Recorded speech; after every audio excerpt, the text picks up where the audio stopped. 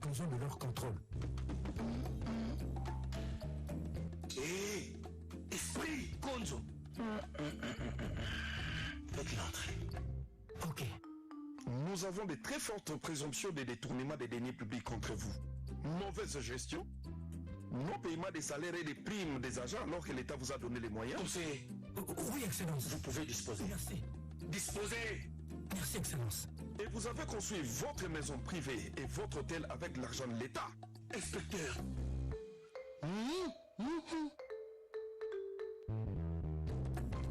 C'est la famille. On peut toujours arranger. Et je peux encore ajouter, madame. Vous aggravez votre cas, Excellence. Le rapport sera transmis au parquet. Madame, le linge sale, c'est l'œuvre en famille. Le parquet vous attend, monsieur. Inspecteur, Biliboulimbi Sakate. État des droits. Et maman, et madi maman, monoué. Le tribunal vous reconnaît coupable du détournement des deniers publics et vous condamne à 20 ans d'emprisonnement ferme sans possibilité de libération conditionnelle. Le tribunal ordonne la confiscation de tous vos biens et vous interdit l'exercice de tout mandat politique au public pendant 10 ans après l'apurement de votre peine. Avez-vous quelque chose à dire? Monsieur le juge, qu'est-ce que votre tribunal va faire de tous ceux qui m'ont poussé à voler? À chacun son tour. Le tribunal ordonne votre arrestation immédiate. Policiers, exécutés.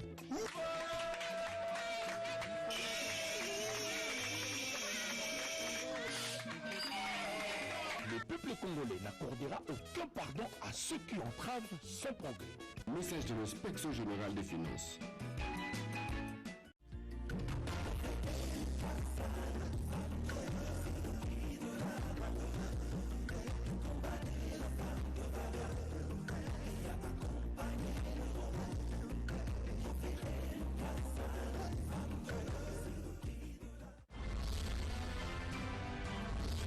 Ce journal vous est offert par le FI, Fonds de promotion de l'industrie, votre partenaire privilégié pour la réussite de vos projets.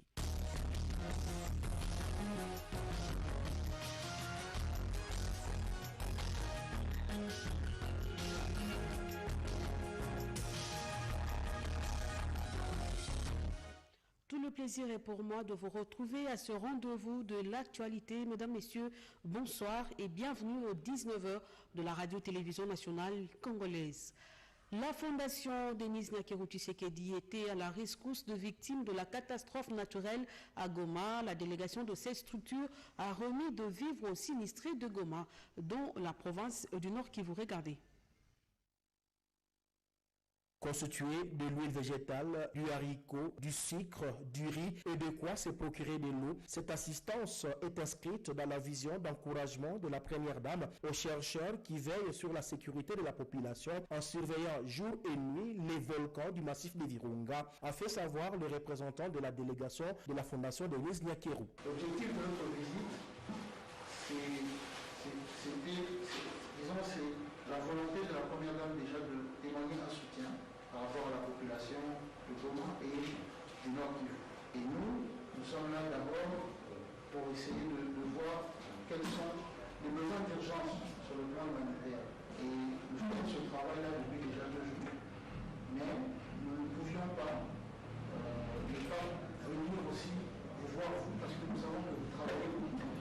Nous savons que le travail technique et puis scientifique que vous accomplissez, quand nous venons à la rencontre de la population, nous ne voulons pas ne pas passer et voir. Vous témoignez un soutien de la part de toute l'équipe, de la part de la Première Dame elle-même. Rencontrés en pleine réunion scientifique sur les observations faites par les équipes au volcan, les volcanologues ont apprécié les gestes de la Première Dame, d'abord par le canal de Kasereka Maïnda, directeur scientifique, puis celui du directeur général de l'OVG, Dr Adalbert Mouindo. Nous avons le soutien du gouvernement central, ça directement apaisé les peines que nous avions. Maintenant que ça s'ajoute, je pense que ça va encore ajouter de l'énergie pour que nous puissions travailler davantage. Nous tenons à remercier la première dame de ce geste généreux. À qualité de moment pour ça, continue. Parce que merci beaucoup pour votre visite. Je veux remercier la première dame pour ce geste qui nous touche profondément au cœur. En fait, ça se montre que ça commence à changer petit à petit parce que dans les pays sous-développés, la plupart, il y a peu de moyens qui sont alloués à la recherche. Mais voilà que la première dame vient de montrer un geste qui dit qu'il va commencer à considérer la recherche à un niveau très élevé. Et pour nous, comme chercheurs, ça nous touche profondément au cœur et nous sommes très contents de ce geste. Cet appui à l'Observatoire volcanologique de Goma est une première depuis que la récente éruption a eu lieu, ont fait savoir les chercheurs après avoir reçu l'aide du gouvernement national qui s'est souvenu de leurs frais de fonctionnement.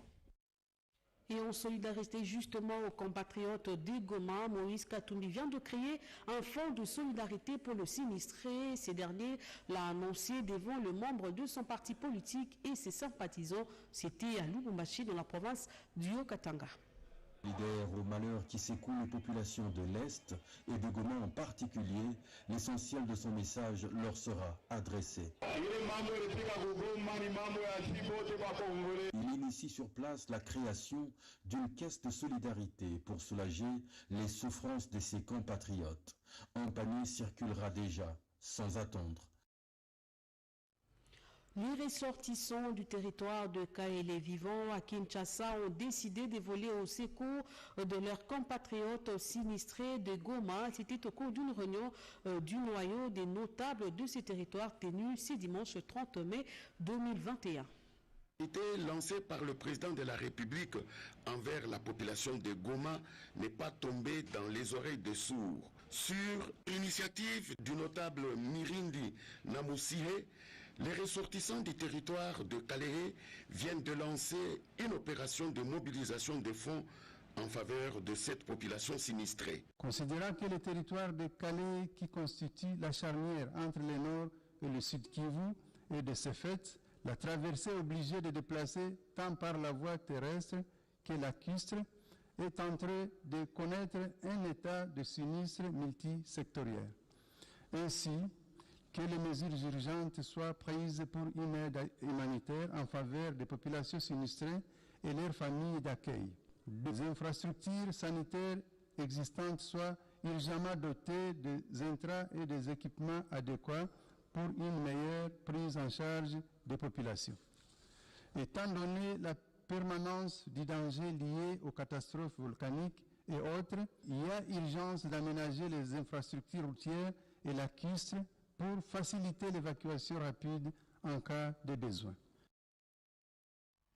Dans un autre chapitre, la vice-première ministre, ministre de l'Environnement et Développement durable, F. Bazaïba Massoudi, a échangé ce lundi avec le gouverneur AI de la province de l'Atchopo, Maurice Abiboussa Kapela, au menu de questions relatives à l'environnement ainsi qu'au développement durable de cette partie de l'ex-province orientale. Francine Atomissi et Junior Loué nous en disent plus.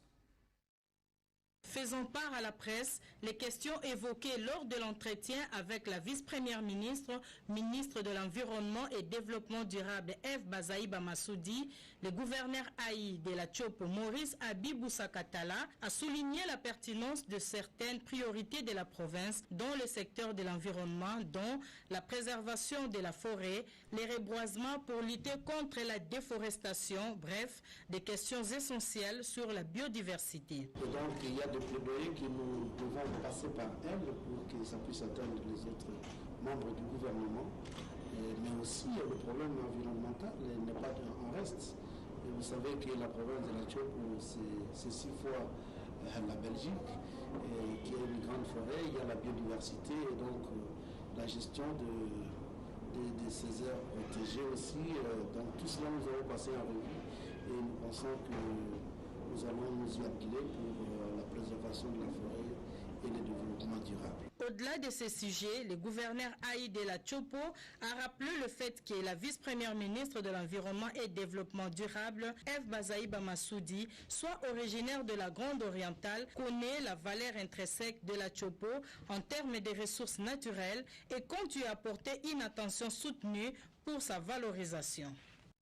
Et puis de contraintes liées à l'exercice de petites moyennes entreprises au cœur d'un forum qui se tient à Lubumbashi sur les investissements, assise organisée par l'Agence nationale pour la promotion des investissements et l'Office de promotion de petites moyennes entreprises congolaises. Images et commentaires.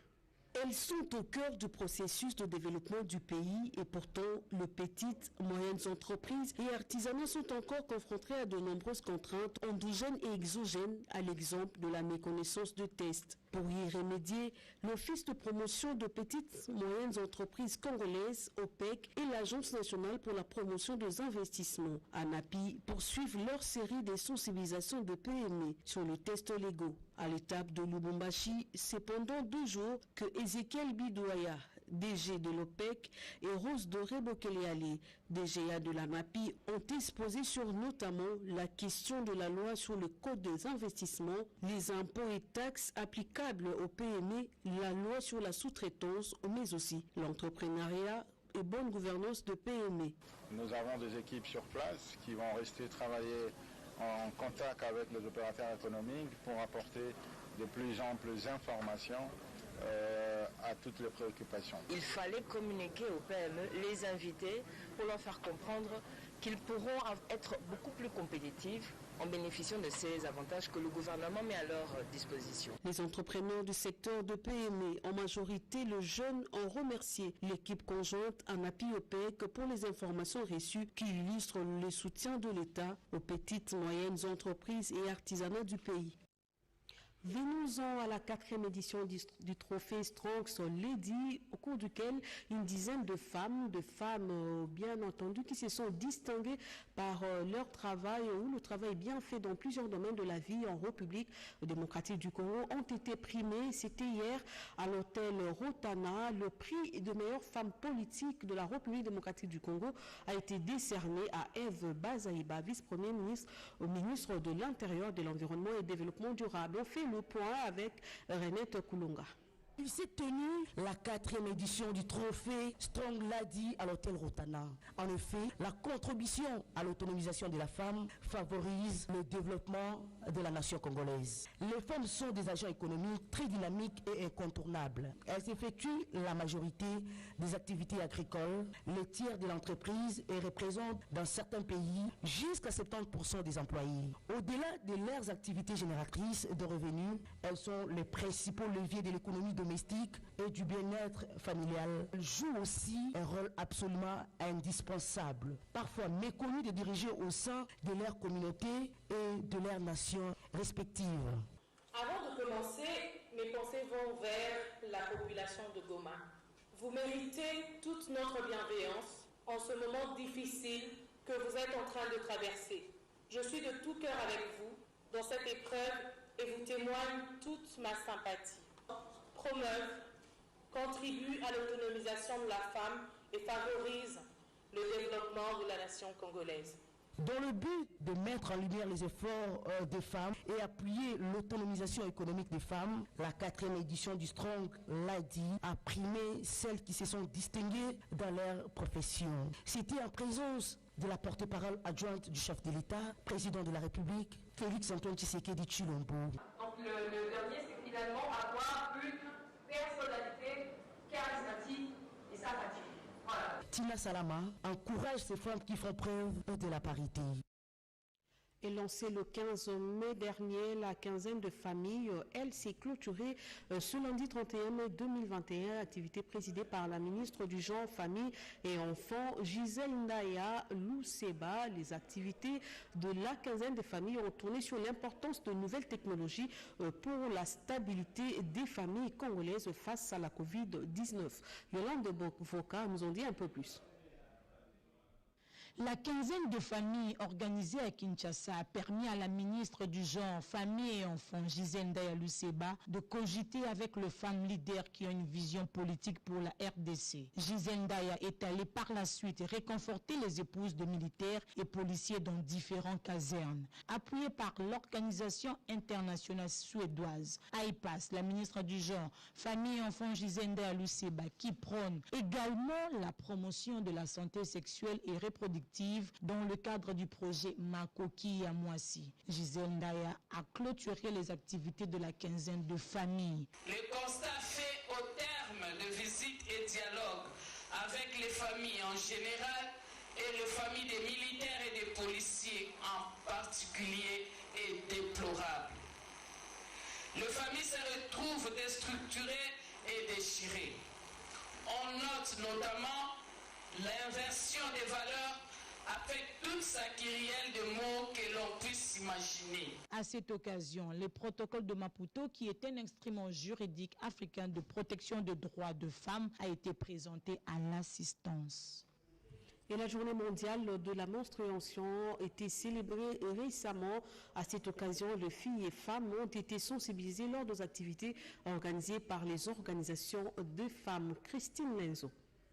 Le silence est communiqué autour de l'hygiène menstruelle, c'est l'objectif assigné par tous à travers le monde en consacrant l'importance à la célébration de cette journée mondiale de l'hygiène menstruelle le 28 mai de chaque année. Si Jeunesse savait, Santé Sexuelle.cd et Coupe menstruelle pour le Congo, CMC, ont réuni des décideurs politiques, des acteurs du gouvernement et de la société civile afin de briser les tabous et de mettre en avant l'importance de l'hygiène menstruelle. Au cours de cette activité organisée avec les concours de l'ONU Femmes, les intervenants qui se sont succédés ont démontré comment les femmes et les filles sont confrontées à de nombreux challenges dans la gestion de leurs règles, telles que la précarité menstruelle et la stigmatisation qui rend difficile le maintien d'une bonne hygiène. C'est un grand événement parce que vous savez, la menstruation est considérée comme quelque chose dont on ne peut pas parler en public. Et nous voulons casser ça. Nous sommes convaincus qu'il faut en parler. Parce que c'est un phénomène naturel normal, biologique pour les femmes et les jeunes filles. Les jeunes gens doivent savoir, parce que s'ils ne savent pas, ils risquent d'avoir des grossesses.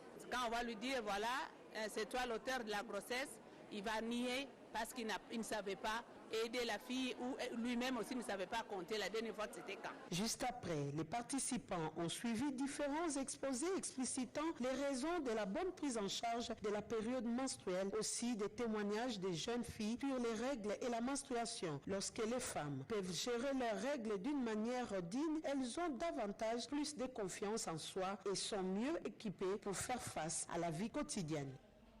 Et Kinshasa sera bientôt dotée d'un corps des animatrices de paix. L'ambassadrice de Suède en collaboration, l'ambassade de Suède en collaboration avec la structure Rien sans les femmes a organisé un atelier pour former ces animatrices. Emmanuela Commissaire et Bijou et Kamba. Nos quartiers ont besoin de paix. Pour cela, il faut des personnes dans le quartier qui véhiculent les valeurs de la paix au sein de la communauté. L'ambassade de Suède, en collaboration avec la structure Rien sans les femmes, initie des formations pour créer un corps des animatrices de paix. Ces corps de femmes suivent en ce moment un atelier pour être investis dans ce rôle d'animatrice de paix. Ce sont elles qui, dans nos quartiers, seront chargées de véhiculer des messages et des comportements de paix. Cet atelier concerne les animatrices venues de toutes les communes de la capitale et de toutes les couches sociales. Démarré ce lundi, la formation prendra fin le mardi 1er juin. Nous sommes en train de capaciter les animatrices de la paix qui vont aller sur le terrain pour former d'autres. Elles ont été choisies parce qu'elles font partie de la structure de la résolution 1325 qui se trouve au niveau national, qui est pilotée par la ministre du Genre. Et elles se trouvent au niveau local où elles vont réellement descendre à la base pour former la population à la conscience de la paix. À terme, ces animatrices de paix feront de nos cités de foyers de paix.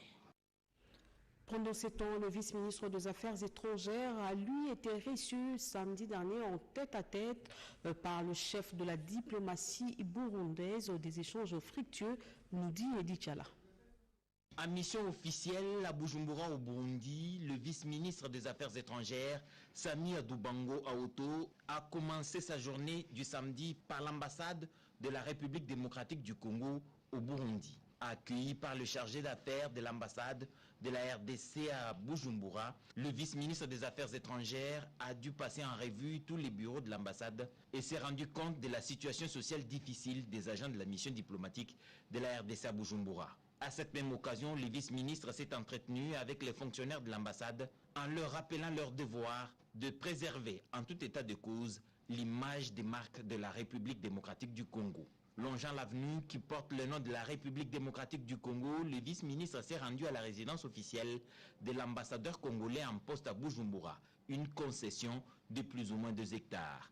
Devant la presse, Sami Adubango a réaffirmé son engagement à ne ménager aucun effort pour faire part à la hiérarchie du besoin pour ce patrimoine d'être revêtu de sa plus belle robe. Après sa visite, le vice-ministre des Affaires étrangères est allé rencontrer le ministre burundais des Affaires étrangères et de la coopération au développement de la République du Burundi, qui lui a réservé un accueil chaleureux au bord du majestueux lac Tanganyika. Des échanges fructueux qui témoignent des bonnes relations entre la République démocratique du Congo et la République sœur du Burundi.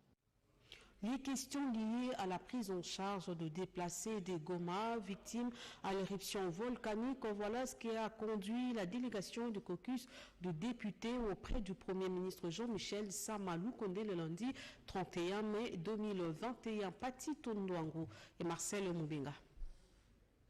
Passé commun à l'université de Lubumbashi dans la province du Haut-Katanga. Aujourd'hui, dans la vie active, c'est Kassapar du village Promo 94 occupe des postes de décision dans différentes institutions du pays. Parmi eux, Irène Essambo, actuelle ministre déléguée des personnes vivant avec handicap, qui, avec ses anciens condisciples, se propose de participer au développement du pays. Et si jamais cela arriverait et que nous serions en mesure de l'anticiper, nous ferons tout pour que ces pas ne soient pas remarqués par les autres. Nous avons une opportunité formidable d'appartenir à la génération actuelle dans laquelle le monde est interconnecté. Le monde vit l'Internet. Cette structure se veut être une plateforme de soutien et de solidarité en faveur du développement intégral des Congolais. Nous étions plutôt là à Lubumbashi où la ministre déléguée de personnes vivant avec handicap était honorée par ses condisciples du village 94 de l'université de Lubumbashi dans la province du Haut-Katanga. Revenons aux questions liées à la prise en charge de déplacés des Goma victimes à l'éruption volcanique. Voilà ce qui a conduit la délégation de caucus auprès du Premier ministre Jean-Michel Sama-Lukonde. On fait le point avec Pati Tondouango et Marcel Moubenga. Conduit par les députés nationaux Singoma Mwanza, le caucus des députés du Nord Kivu a été reçu ce lundi 31 mai par le Premier ministre Jean-Michel Sama-Lukonde Kyenge. Les questions d'ordre humanitaire des déplacés des Goma ont été évoquées lors de leurs échanges. Le chef du gouvernement a rassuré les élus du Nord Kivu que la situation est sous contrôle. La réunion d'aujourd'hui concernait le plaidoyer pour des questions importantes que vivent les populations déplacées dans les sites de Sake, Minova, Masisi jusqu'à Bukavu, Kibumba, Rutshuru jusqu'à Butembo, qui se retrouvent dans des situations très difficiles parce qu'ils ont dû être évacués de la ville de Goma. Et là, principalement, les points les plus importants, c'est surtout l'approvisionnement en eau. Donc il y a un manque criant et le Premier ministre nous a assuré qu'il est au courant de la situation et que les mesures sont prises pour pouvoir bien sûr faciliter l'accès à l'eau et le rétablissement des structures d'approvisionnement d'eau dans la ville de Goma. Et pour ces populations déplacées, c'est l'approvisionnement en eau. Je profite de l'occasion encore pour transmettre, en tout cas au nom des élus qui sont ici, des messages de compassion à toutes les populations qui ont non seulement perdu des membres de leur famille, mais aussi qui ont perdu des biens. Ce caucus a en outre salué l'élan de solidarité de tous les Congolais, mais surtout les efforts fournis par le gouvernement pour la prise en charge des déplacés. Santé à présent avec cet atelier sur les nouvelles techniques de plaidoyer pour la lutte contre la tuberculose. Un plaidoyer en faveur de l'amélioration de prise en charge de la tuberculose a d'ailleurs été fait au cours de ces assises Pati Tondouan. Ils étaient au total 50 participants, acteurs des organisations de la société civile congolaise et des chargés de communication des divisions provinciales de la santé, tous délégués de OUI-DPS à apprendre des nouvelles techniques de plaidoyer. Et c'est là afin d'obtenir du gouvernement congolais l'accroissement significatif des financements alloués au secteur de la santé en général, selon la déclaration d'Abuja et des ODD. Et particulièrement pousser les décideurs à appliquer des politiques audacieuses qui consacrent l'effectivité de la gratuité des services de soins médicaux en faveur des tuberculeux et de la jouissance de leurs droits dans les buts d'éradiquer la tuberculose en République démocratique du Congo d'ici 2030. Guylaine Mabelwanga, directrice nationale de la Ligue nationale anti-tuberculose et anti-lépreuse, s'en félicite. Nous pensons aussi qu'à la fin de cet atelier, nos participants seront capables d'élaborer un plan de plaidoyer et de bien comprendre aussi ce qu'on appelle la carte d'influence. S'il s'agit d'un plaidoyer politique, comment est-ce qu'ils vont toucher l'autorité de manière à ce que les choses puissent s'améliorer dans les différentes provinces. À la lumière des exposés thématiques des nombreux formateurs conçus autour de l'approche carte influence, sous la supervision de la facilitation ELNAC, les participants venus des DPS du Kasaï oriental et central, du Kasaï, du Tanganyika, du Kwilu de Kinshasa, du Congo central et du Sankuru se sont dit satisfaits. La remise des brevets par les représentants du directeur du programme national de lutte contre la tuberculose PNLT a sanctionné cette formation de 2 jours de l'atelier ELNAC appuyée par Corded sur financement du Fonds mondial. Éruption volcanique à Goma, quels sont les dangers collatéraux que court la population de Goma sur le plan sanitaire, économique et social? Le point a fait l'objet d'une conférence de presse de la coordination du Fonds national de solidarité contre le coronavirus, FNCC en sigle. Conscient de l'évolution de la pandémie de la COVID-19 sur le sol congolais, le Fonds national de solidarité contre le coronavirus a tenu une conférence de presse question de relayer les vibrants appels lancés par le chef de l'État, Félix-Antoine Tshisekedi Tshilombo, aux compatriotes de bonne volonté de poser des actes humanitaires afin d'éviter la contamination des masses pour cette population qui est sans doute exposée et qui subit des effets des calamiteux. La solidarité nous impose un geste de générosité à l'endroit de nos frères et sœurs sinistrés. Raison pour laquelle le Fonds national de solidarité contre le coronavirus relaie le vibrant appel lancé par le chef de l'État, son Excellence M. Félix-Antoine Tshisekedi Tshilombo, aux compatriotes de bonne volonté et susceptibles de poser des actes humanitaires conformément aux demandes des victimes de cette catastrophe naturelle afin d'apporter leur soutien au gouvernement face à cette situation imprévue. Devant un tel désastre humanitaire, la solidarité nous impose un geste de générosité à l'endroit de nos frères et sœurs sinistrés. Le révérend Dominique Mukanda Wabanza insiste sur cet appel. La première des choses chez les humanitaires, c'est sauver les vies. Le deuxième verbe, nous disons, préserver les vies. Le troisième, permettre un retour à la vie normale. Il est de noter que le Fonds national de solidarité lance un appel de solidarité aux institutions publiques et privées, aux investisseurs, aux églises, aux personnes de bonne volonté, en collectant toutes sortes de dons en espèces ou en nature, afin d'apporter un soutien face à cette situation imprévue. L'artiste musicien Innocent Baloumé va ouvrir une campagne de sensibilisation et de collecte de fonds pour aider les victimes de l'éruption volcanique de Nyiragongo à Goma. Il a annoncé ce lundi 31 mai à l'issue de l'audience lui accordée par la ministre de la Culture et des Arts, Cathy Katungo. Regardez. Situation des crises volcaniques de Nyiragongo, l'appel à la solidarité nationale et internationale lancé par le chef de l'État Félix-Antoine Tshisekedi Tshilombo touche déjà le cœur de certains compatriotes congolais. Dans 2 semaines, le célèbre enfant de Goma va apporter son aide aux sinistrés du volcan Nyiragongo. Inosbi l'a dit à la ministre de la Culture, Art et Patrimoine, Kati Katungu, ce lundi 31 mai 2021. C'est avec la fondation IF, entendez Innocent Fondation, que l'artiste lance cette campagne pour Goma. Innocent Baloumé, alias Inosbi, s'est dit très touché par ce drame pour l'avoir déjà vécu en janvier 2002, tout enfant qu'il était, quand les Nyiragongo étaient entrés en éruption. Il est donc déterminé à sensibiliser ses amis à travers le monde afin de récolter 5 000 $ américains pour Goma. C'est une situation que moi-même j'ai vécue. Là, nous, on est en train de récolter des fonds. Mais comme vous le savez, ce n'est pas l'argent, seulement le cash qui va amener la solution à toute cette population. Donc, il y a ensemble avec la fondation, il y a beaucoup de choses qu'on a déjà bien précisées sur une liste précise. On s'est dit, quand nous on va finir cette récolte de fonds d'ici quelques jours, on va faire une descente à Goma. On va essayer juste d'apporter les sourires à quelques familles et on sait qu'on aura déjà fait un grand pas et on va lancer un grand message en termes de solidarité. Le 12 juin prochain, la ministre de la Culture, Kati Katungu, sera la marraine de la journée de compassion que IF de Inosbi va lancer.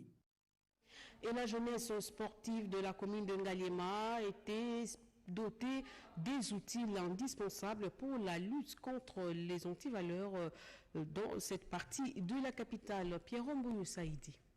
L'esplanade de la maison communale de Ngaliema a vibré au rythme d'une grande matinée de sensibilisation aux valeurs républicaines et de consolidation aux vertus patriotiques telles que prônées et défendues par notre Constitution, gage d'une lutte effrénée contre les antivaleurs dans cette municipalité. Notre activité ne tient pas compte d'une seule discipline et englobe toutes les disciplines confondues. Les sportifs de toute tendance, karatéka, boxeurs, judoka. Cette matinée, organisée à l'intention de la jeunesse de cette partie de la capitale, spécialisée dans la pratique saine des différents arts martiaux et tout le sport de combat, était une belle opportunité pour cette frange de la population de mener un plaidoyer pour l'obtention de bonnes infrastructures sportives. On voudrait donc attirer l'attention du gouvernement pour qu'il y ait des grands investissements dans le domaine du sport, qu'on développe des centres sportifs, parce que si on arrive à développer des centres sportifs, non pas simplement à Kinshasa, mais dans toutes les provinces de la RDC, je pense qu'on va contribuer efficacement à lutter contre ces antivaleurs, à bien encadrer la jeunesse, mais également le développement du sport, créer des emplois pour la population. Donc, en développant le sport, on développe aussi donc le pays. On lance donc un appel solennel au chef de l'État, mais également au chef du gouvernement et à tous les membres donc de l'administration publique congolaise pour que nous puissions investir dans ce domaine important de la vie de la nation. Démarrée dans la commune de Lemba, cette matinée de sensibilisation qui s'est déroulée en Ngaliema va se poursuivre dans d'autres municipalités de la ville-province Kinshasa. Faisons un tour de nos provinces au Congo central. Tout d'abord, le maire de la ville de Boma a procédé au lancement de travaux de la voirie urbaine. On fait le point avec Edith Chala.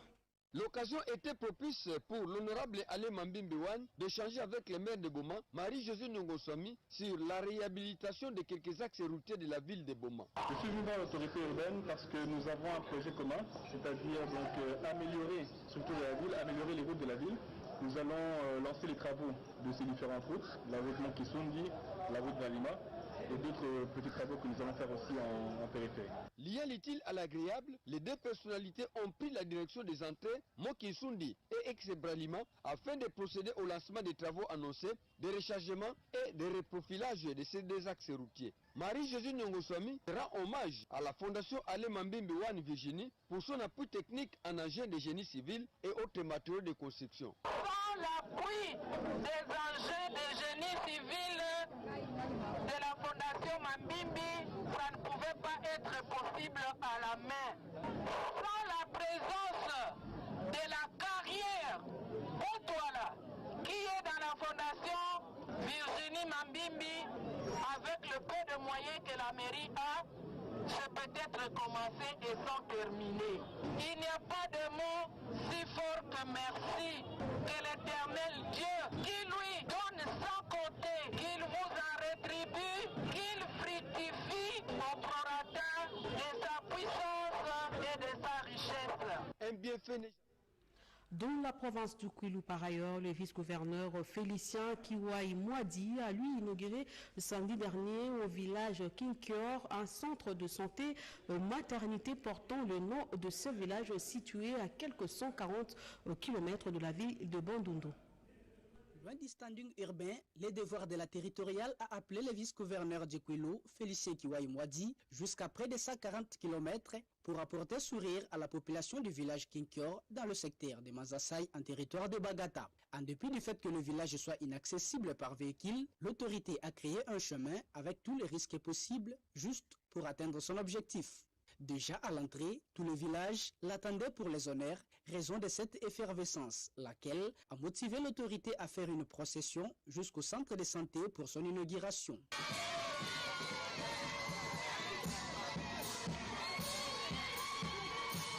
Dans son speech, le vice-gouverneur a sensibilisé la communauté contre toute mentalité primitive visant à trop se fier à la tradition au détriment de la médecine moderne. Il a également suscité à la jeunesse le goût des études contre toute négligence au profit des activités champêtres. Dans sa gibecière, Félicien Kiwaï-Mwadi a apporté un lot de médicaments et équipements sanitaires pour ses centres de santé. Il a aussi honoré la facture de la maternité d'une dame qui a accouché à la veille de son arrivée. Cependant, pour désenclaver le village, il a remis une enveloppe de taille à la jeunesse pour créer une route d'accès par véhicule afin d'attirer les gens à ces centres de santé pour des soins. Insatisfait pour la population en général, mais aussi du chef de division de la santé, Dr Jean-Pierre Bassaké, qui a remercié l'exécutif provincial pour l'attention accordée à ce secteur avec beaucoup de réalisations dans le Kouilou profond. Étape suivie de la coupure du ruban et visite guidée de l'ouvrage bien équipé. Signalons en dernier. Ces tours d'horizon nous conduit cette fois-là dans la province du Lualaba où le gouverneur Haï, Mme Fifi Masuka, a lancé la campagne de vaccination contre la Covid-19. Dose de vaccins, suivi de quelques autorités politico-administratives et médicales, ainsi que de volontaires, tout en respectant la procédure exigée. Avant, le médecin-chef des zones de santé de Kassaji, intérimaire, Frank Irung, a donné l'origine de l'épidémie et les statistiques à travers le monde et le Lualaba. Kassaji a été épargné de contamination de Covid-19, mais vu sa position géographique, la ville a été retenue pour recevoir le vaccin. Didier Anguissa, représentant des partenaires, a remercié la vice-gouverneur et gouverneur intérimaire pour son implication dans la réussite de cette campagne dans le Lualaba. 6 000 doses de AstraZeneca ont été disponibilisés pour la ville de Kassaji et ses environs, a-t-il annoncé, avant de déterminer la catégorie des personnes qui sont concernées par cette vaccination, sans oublier les volontaires. Enfin, le maire de la ville, Georges Kazadi Kaembe, a, au nom de madame, le vice-gouverneur et gouverneur intérimaire, Fifi Masuka Saini, lancé la campagne en appelant sa population à ne pas se fier aux réseaux sociaux. Je connais l'utilité de la vaccination, pas seulement contre la Covid, parce que la vaccination n'a pas commencé aujourd'hui. Je demande à toute la population de Kassaji de suivre mon exemple pour qu'ils puissent garder leur état de santé comme il se doit. Qu'ils ne suivent pas les bobards, les racontards qu'on a appris. Si quelqu'un est vacciné contre la Covid-19, il va mourir, tel problème va lui arriver. Non. Nana Kingombensea, maire adjointe de la ville de Kassaji, a aussi pris part à cette cérémonie. Et puis cette inspection de travaux de construction de ponts et péages sur l'axe ici, Rodi Kindi, Bolé, occasion pour le gouverneur de la province du Haut-Touélé, Christophe Langa Basséané, de visiter également d'autres chantiers à Iziro. Plus de détails dans ce reportage. Se sont imprégnés des opportunités d'investissement dans le Haut-Touélé à travers les 6 territoires qui composent la province, Faradjewacha, Dungu, Nyangara, Rungu, où ils sont passés avant d'arriver à Isiro, puis enfin dans le territoire de Wamba où ils sont conduits par le gouverneur Christophe Bassian-Nanga sur l'axe Ibambi-Babonde-Bolé-Bolé. Après cette grande prospection, le chef de file de cette délégation confirme que le Haut-Touélé présente un climat favorable à l'investissement. La technologie que nous amenons, c'est une technologie de fiabilité et la population le trouvera moins cher. La route est là pour aller mettre nos antennes partout. Et puis nous avons la vitesse de 4G. Ces investisseurs étudient également les possibilités de jeter un pont sur la rivière Nepoko pour désenclaver l'importante agglomération minière de Bolé-Bolé. Qui attire les investisseurs? c'est le désenclavement du réseau routier de la province. Les routes sont là et d'autres en construction d'ailleurs, mais les usagers peuvent apporter leur modeste contribution en vue de leur maintien, ce qui justifie l'implantation de ces postes de péage et des contributions. Nous voulons que la population ou les usagers de la route contribuent pour la maintenance de cette route à travers les péages. Nous en aurons deux, un poste de péage ici à l'entrée de Dikindi et un autre au niveau de Balala dans la chefferie Balika Toriko. Les modalités, nous allons respecter ce qui est écrit dans l'arrêté fixant les taux, mais néanmoins l'autorité est en train de voir comment on peut alléger à nos usagers la tarification. Cette route Babon de Bolé-Bolé n'était qu'un sentier, aujourd'hui un boulevard. Cette première voiture qui traverse pour fouler Bolé-Bolé n'est qu'une illustration concrète de sa réhabilitation.